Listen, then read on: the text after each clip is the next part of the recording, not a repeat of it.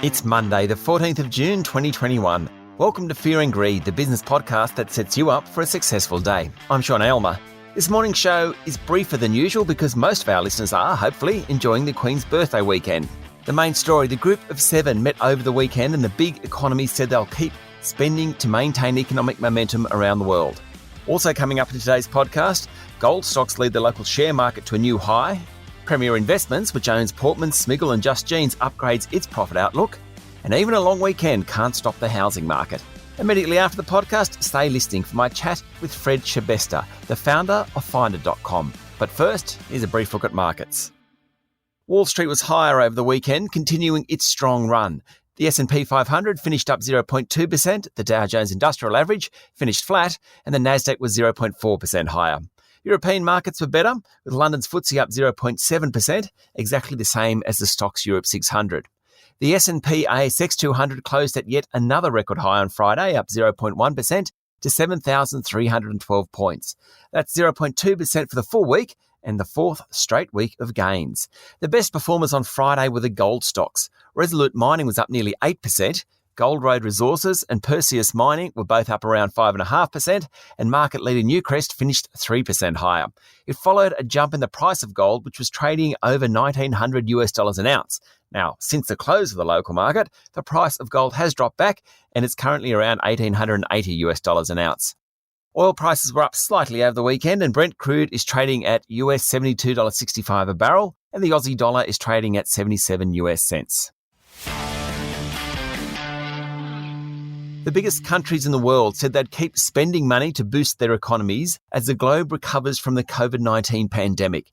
The leaders of the US, Canada, Germany, the United Kingdom, France, Italy and Japan met at the Group of Seven get-together in Cornwall, England, over the weekend. They said they'd mobilise billions of dollars to help developing countries tackle climate change. The financing will compete with China's Belt and Road Initiative, which has won the Asian giant many friends in its region and Africa by funding huge infrastructure programs. The G7 wants to compete directly with China in backing projects and hopefully win over smaller nations' support. The richest countries in the world will prioritise schemes that reduced carbon emissions. The G7 also said it wanted to work with Beijing on fighting climate change, global supply chains and human rights. Australian Prime Minister Scott Morrison, who was invited to the summit, said he wanted to restart constructive dialogue with Beijing. He was commenting after meeting US President Joe Biden and UK PM Boris Johnson. The three discussed areas of concern in the Indo-Pacific. According to media reports, Mr Morrison also suggested the World Health Organization get greater powers to investigate pandemics, something that other leaders at the meeting were likely to support. It was a success for global leaders, including Mr Morrison, to meet face-to-face and provide a vision for coming years that includes helping poorer nations and looking after the environment. The West is trying to hit back at China. In a moment, the rest of the news you need to know this morning.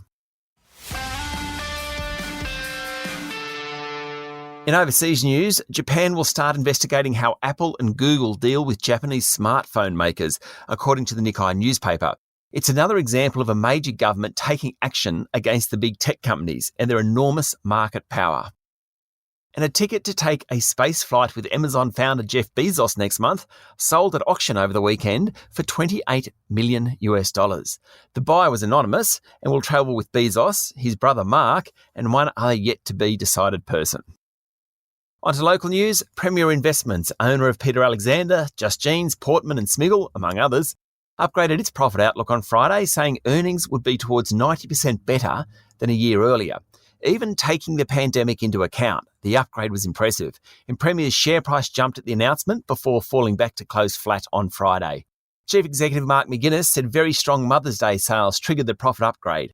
Mr McGuinness will step down from his job after the results were announced in August and will be replaced by JB Hi-Fi boss Richard Murray.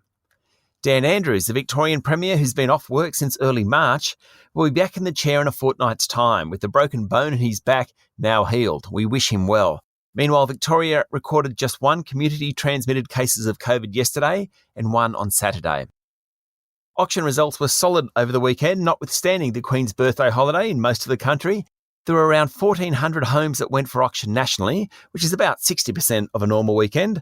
The clearance rate was a healthy 76%. Sydney, again, led the way with a clearance rate of 78.5%. and it's taken 19 bids, but Macquarie Group finally won the battle for citrus grower Vital Harvest after private equity group Rock Partners said it wouldn't make another offer for the group. It's been quite a saga, and the final price of $1.33 a unit is 33% higher than when the battle began 3 months ago and values the business at $246 million. Stick around because up next is the Fear and Greed Daily interview.